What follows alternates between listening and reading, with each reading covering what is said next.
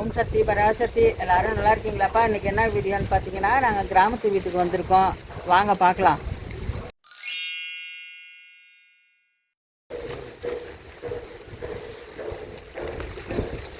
பூ ஆடி மாதமே வரலப்பா, அதுங்காட்டிக்கு அவ்வளோ காசு அடிக்குது பாருங்க, எப்படி அடிக்குது. காஞ்சி போயிடுச்சுப்பா.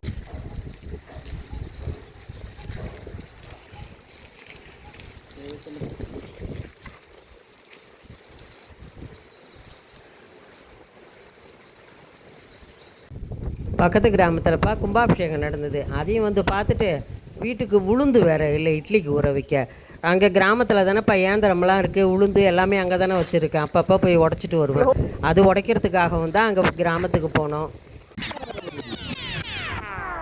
ஒரு நிமிஷம்ப்பா, இந்த கிராமத்து கிச்சன் டூர் வீடியோ பார்த்துட்டு வரலாமா? இதாப்பா என்னுடைய பழைய கிச்சன். என்னன்னு கேட்டிங்கன்னா, என் பசங்கள்லாம் என் பிள்ளைங்கள்லாம் சின்ன சின்ன பிள்ளையாக இருக்கும்போது இதுதான் பழைய அடுப்புப்பா.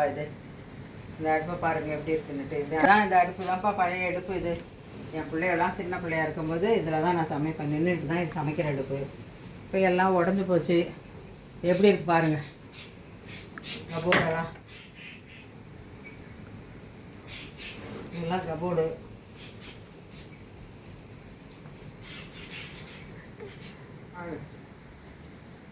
இதெல்லாம் கபோர்டுப்பா. இது பார்த்தீங்கன்னா இந்த வீடு இந்த பக்கம் பழைய வீடாக போனோன்னே பின்பக்கம் மட்டும் இழுத்துக்குச்சு, நல்லா இழுத்துக்கிட்டது. அதனால் இந்த பக்கம் சமைக்கிறதுல கொள்றதில்ல. இங்கெல்லாம் ஜாமான் அடக்கி வைக்கிறது. இது வாஷ் பேஷனு. இதுதான்ப்பா எனக்கு பழைய காலத்து வீடு. இருந்தாலும் அந்த மாதிரி வீடெல்லாம் இப்போல்லாம் கட்டவே முடியாதுடா. இப்போ கட்டுற மாதிரிலாம் இப்போல்லாம் எப்படி பார்த்து பார்த்து கட்டினாங்க. இப்போ எல்லாம் டிசைன் பண்ணுறாங்க. இதெல்லாம் அப்போ கட்டினது பாது எப்படி இருக்குது பாருங்கள். வாங்க வீட்டையும் பாருங்கள். இதெல்லாம் போட்டுட்டு தான்ப்பா ஒரு மன உளைச்சலில் தான் வெளில போனேன். அதனால தான் வீடு இப்படி இந்த மாதிரி ஆயிட்டுது.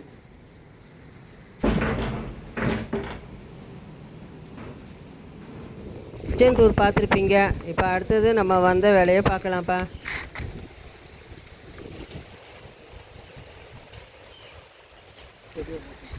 நாங்கள் மன்னார்குடியிலேருந்து வந்துப்பா எங்கள் பக்கத்து கிராமத்தில் வந்து கும்பாபிஷேகத்தை வந்து அதையும் கலந்துக்கிட்டு கும்பாபிஷேகத்தை நல்ல முறையாக பார்த்துட்டு நேராக கிராமத்து வீட்டுக்கு வந்துட்டோம். வாங்க பையன்மா, நான் சமைக்க போகிறேன். குச்சி பொறிக்கு போய் தான் நான் சமைக்க போகிறேன். வாங்க பார்க்கலாம்.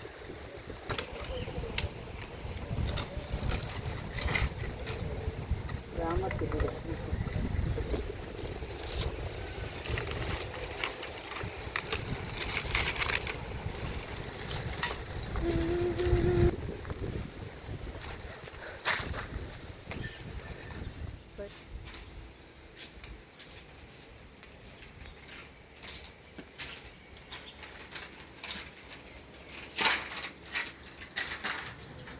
சமைக்க போகிறேன்ப்பா. இன்றைக்கி என்ன சண்டே சமையல்னு பார்த்தீங்கன்னா மீன் குழம்பு தான்.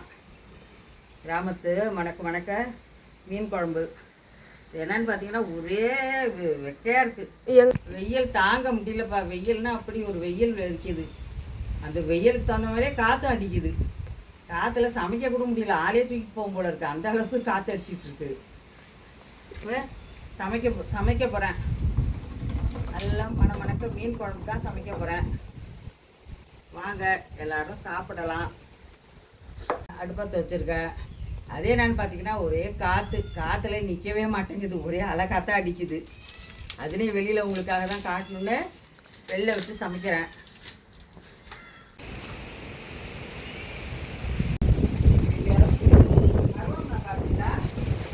எல்லாம் புளி அரைச்சிட்டு இருக்கோம். அருவாமனையாக எங்கே வச்சுருக்கீங்க தெரியலையே.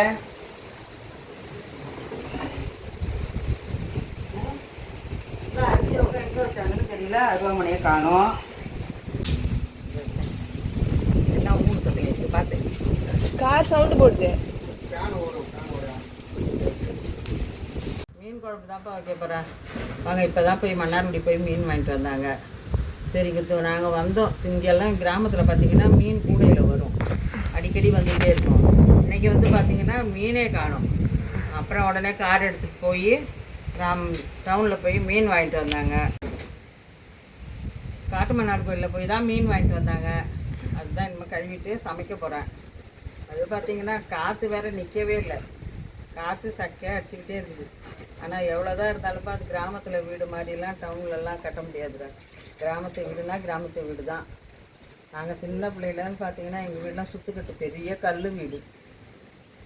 அதில் பார்த்தீங்கன்னா நாங்களாம் என் தங்கச்சியோடலாம் நாங்களாம் சேர்ந்து அழகாக ஓவியம் வரைவோம்.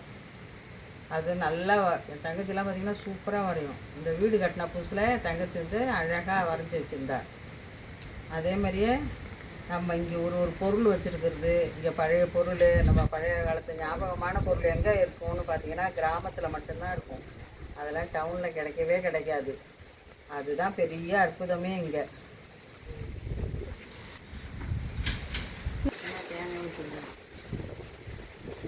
இது நல்லா மடவு மீனுப்பா, நல்லா ஃப்ரெஷ்ஷாக இருக்குது பாருங்க. முன்னாடில் போய் வாங்கினதுனால நல்லா இருந்தது. கிராமத்துலேயே வர்றது நல்லா வரும். அங்கேருந்து பார்த்தீங்கன்னா கடற்கரையில் பிடிச்சி உடனே இங்கே வாங்கிட்டு வருவானுங்க. இன்றைக்கி என்னன்னு தெரியல, யாரையுமே காணும். ஒரு மீன் கூடையை கூட காணும். போய் தான் வாங்கி கிராமம்னா குயில், மயில். அதுவும் அந்த காலத்துலலாம் மயில் பார்க்குறது பெரிய உருவம், அற்புதம். இப்போ பார்த்தீங்கன்னா கிராமத்தில் தான் நிறைய மயில் வந்து மேயுது. என் பேத்திங்க வந்து ஆனால் நான் போனால் மண்பானையில் தான்ப்பா சமைப்பேன். ஆயா இன்றைக்கும் மண்பானையிலே சமைங்க அப்படின்னாங்க. உடனே பானையில், அது பொங்கல் பானைப்பா, அது பொங்கல் பானையிலேயே சாதம் வச்சுட்டு உடனே மீனெலாம் ரெடி பண்ணிட்டேன். குழம்புக்கு வறுவலுக்கு எல்லாம் ரெடி பண்ணி எல்லாம் பிசைஞ்சி வச்சுக்கிட்டு இருந்தேன்ப்பா வறுக்கிறதுக்காக.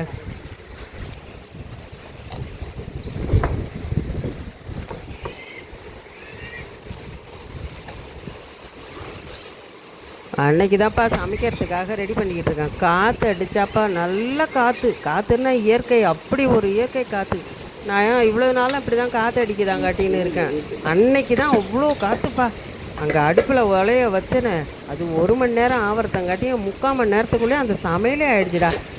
மீன் குழம்புக்குப்பா புளி கரைச்சிக்கிட்டு இருந்தேன். என்ன மீனுன்னு பார்த்தீங்கன்னா மடவை மீன். மடவை மீனுக்குன்னு பார்த்தீங்கன்னா கடல் மீன் ஒன்று, நாட்டு மீனுக்குன்னு ஒன்று ருசி இருக்குது. கடல் மீனுக்கு வந்து புளிப்பு கொஞ்சம் கம்மியாக இருக்கணும், காரம் கொஞ்சம் தூக்கலாக இருக்கணும். நாட்டு மீன் வச்சோன்னா பார்த்தீங்கன்னா புளிப்பு கொஞ்சம் கூட இருக்கணும், காரம் கொஞ்சம் கம்மியாக இருக்கணும்ப்பா. இதுதான்ப்பா ரெண்டும் டேஸ்ட்டாக இருக்கும். இதில் ரெண்டும் வித்தியாசமே இதுதான். நாங்கள் சின்ன பிள்ளையில் பார்த்தீங்கன்னா எங்கள் வீட்டிலலாம் வந்து நாட்டு மீனே கிடையாதுப்பா. எல்லாமே ஆற்று மீன், கடல் மீன் தான் எங்களுக்கு வரும். ஏன்னா நாங்கள் பரங்கிப்பட்ட பக்கம் தானே. அதனால் எங்கள் அம்மா வந்து சமைக்கிறது நல்ல டேஸ்ட்டாக இருக்கும்டா, தேன் மாதிரி. அதேமாரி என்னுடைய பக்குவம் தனியாக இருக்கும், என் தங்கச்சிலாம் வைக்கிற பக்குவம்லாம் தனியாக இருக்கும். இன்னொன்று என்னான்னு பார்த்தீங்கன்னா அவங்களுக்குன்னு ஒரு பக்குவம் இருக்கும். நம்ம என்ன தான் ரெசிபி பார்த்து வச்சாலும் உங்களுக்குன்னு ஒரு கை பக்குவம் இருக்குப்பா. இன்னொன்று என்னன்னு கேட்டிங்கன்னா, நம்ம அன்போட பாசத்தோடு போய் சமையல் கட்டில் நம்ம செய்யும்போது அந்த குழம்புக்கே டேஸ்ட்டு தனிடா, அந்த பக்குவமே தனி ருசியாக இருக்கும். நாங்கள் சின்ன பிள்ளைலாம் எங்கள் அம்மா தாண்டா நல்லா டேஸ்ட்டாக செய்வாங்க. அதையும் நாங்கள் பார்த்துக்கிட்டு இருந்து தான்ப்பா அந்த டேஸ்ட் தான்ப்பா இன்னமும் அந்த கைப்பக்குவம் எங்கள் அம்மாவோட கைப்பக்குவம் தான் வருது. இருந்தாலும் எங்கள் அம்மாவோட கைப்பக்குவம் இன்னமும் வரலை. இருந்தாலும் ஓரளவுக்கு எங்கள் அம்மா மாதிரியே செய்வோம் நாங்கள். மீன் குழம்பு வீடியோப்பா இயற்கை சவுண்டோடையே நாங்கள் எடுத்து போட்டிருக்குறப்பா. இதையும் நீங்கள் நல்லா பார்த்துட்டு எப்படிமா இருக்குது அப்படின்னு எனக்கு கமெண்ட் பண்ணுங்கடா.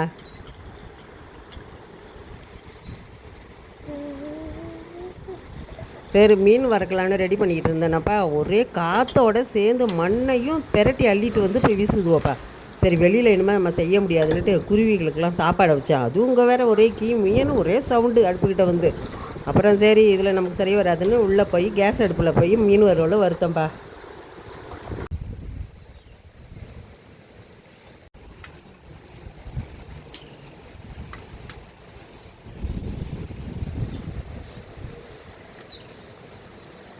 கிராமத்து வீட்டுக்கு போனதுனாலப்பா எப்பயுமே பார்த்தீங்கன்னா நான் இந்த குருவிங்களுக்கெல்லாம் சாப்பாடு வைப்பேன். ஒரு கிண்ணத்தில் தண்ணி, அதுக்கு சாப்பாடு வைப்பேன்.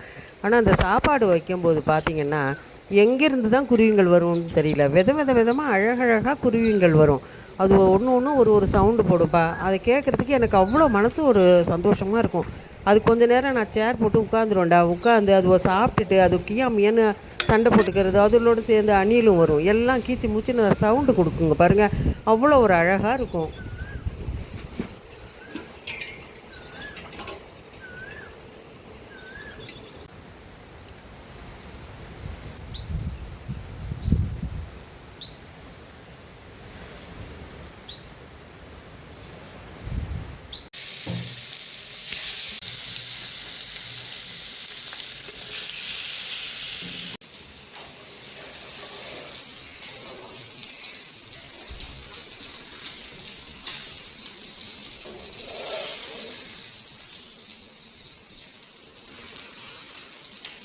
அன்றைக்கி இயற்கை காத்துக்குப்பா மண் சட்டியில் குழம்பு பானையில் சாதம் வச்சது நல்ல டேஸ்ட்டுப்பா. அப்படி ஒரு டேஸ்ட்டாக இருந்தது. அந்த காற்றுக்கும் நாங்கள் நல்லா சுட சுட சாப்பிட்றதுக்கும் அவ்வளோ நல்லா இருந்ததுப்பா.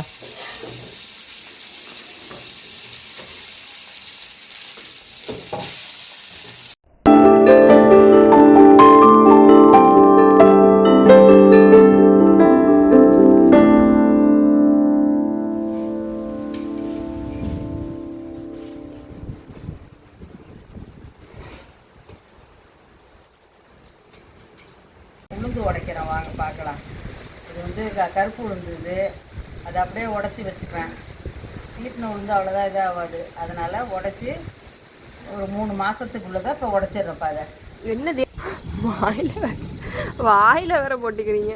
காஞ்ச மாதிரியா இருக்கா?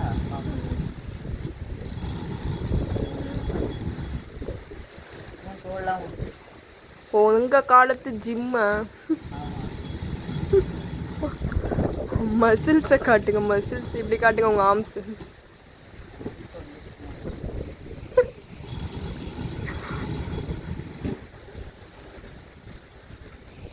அதெல்லாம் ஏந்திரத்தில் வந்து